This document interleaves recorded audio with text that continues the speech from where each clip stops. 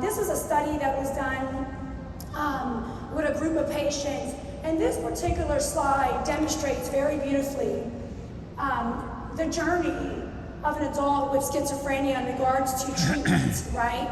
So what we know, and specifically with this demonstration, is it talks about how an individual, say their first onset at the age of 22, they're trying to figure out what's happening. Is it substance induced? Is it something medical?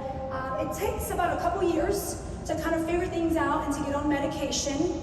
And what we know about treatment here in the US with schizophrenia is, on an average, individuals go through 4 to 5 different oral antipsychotics before they're offered their first LAI at the age of 38. Almost 14 years go by before an LAI is offered. We heard Bethany say, and if there's any doctors in the room, I'm sure afterwards you could, you would just agree that every single time this affects us differently, it affects the patient differently. And are you the same person in your 20s that you're in your 30s? Who's the same person? Right. Things look different. Things feel different, they look different. Even dreams kind of change because you lose hope along the way. So we discuss, when we go and we meet with treatment teams, is the urgency and the importance of having these discussions early in treatment, okay? Early in treatment, right up front, when we establish what's happening here, exploring what options are available, and we're unbranded. I'm not talking about a specific LAI, I'm talking about LAI as an option as a whole. And I do understand, and we do know that everyone's journey is different. It's unique. An LAI may not work for every patient. We understand that. We also know that LAIs are not going to solve all the problems. And it's not going to take away the symptoms altogether. It's just going to help these individuals live at a baseline that's maintainable so they can go back to school, so that they can live out their dreams. So is this shocking to you all that it takes so long to offer an LAI? Any feedback in regards to why or what you think would be the reason for it to take so long regarding offering an LAI to our patients? Insurance? Okay. Sometimes the way that it presents itself, sometimes it presents itself different in different people due to culture barriers. So like if there's a culture, because of certain cultures, mental illness is not really, I'm not saying it's not there, but it's not really recognized. So this could also make it take longer because the individual and their family members are not coming together to realize there's an issue. So that takes longer to try to figure out. Sometimes they think it's a different illness, but it is schizophrenia, so of course all that plays a role. Absolutely. Culture, beliefs, right? Family backgrounds. Some folks believe insurance, right? And that's another. If you don't know, you're not aware. And correct me if I'm wrong, Tori. Like 99.9, like it's covered by all insurances, and the co-payment is equivalent to that of an oral medication. Is that correct?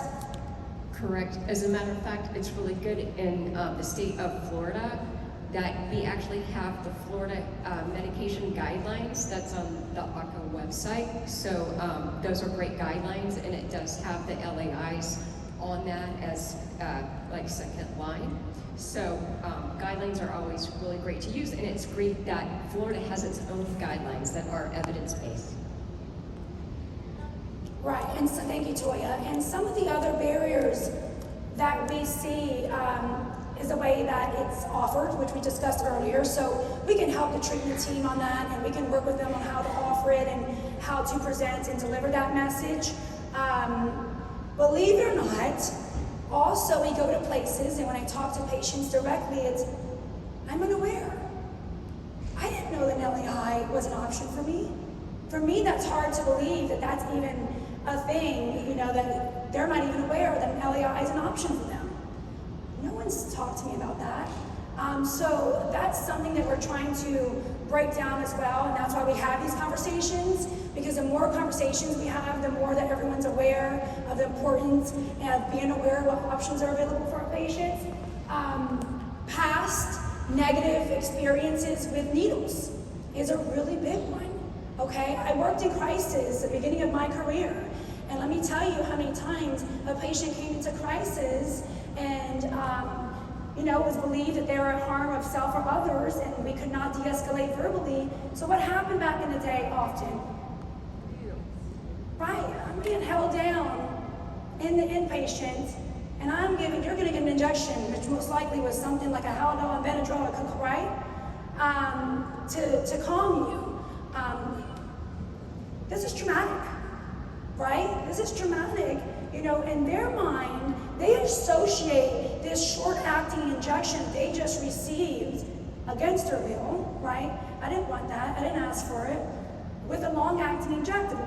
Now they're stable, they go to outpatient, and you're speaking to them and you offer them an LAI, and they're like, you're not giving me an injection. I got one of those things in the inpatient, I didn't want it. So they associate that short-acting with the long-acting, but rightfully so. It was traumatic. It was their experience. It didn't feel good. So what we encourage our clinicians to do in this situation is we need to meet them where they're at. We need to process that trauma, have the discussion, walk through that with them so that we validate that, then maybe revisit the conversation once we work through that and just explain to them the difference of short-acting was just a crisis, long-acting is part of your treatment. It's ongoing, it's your medication, it's gonna help you get to where you need to get. So on the healthcare side, what we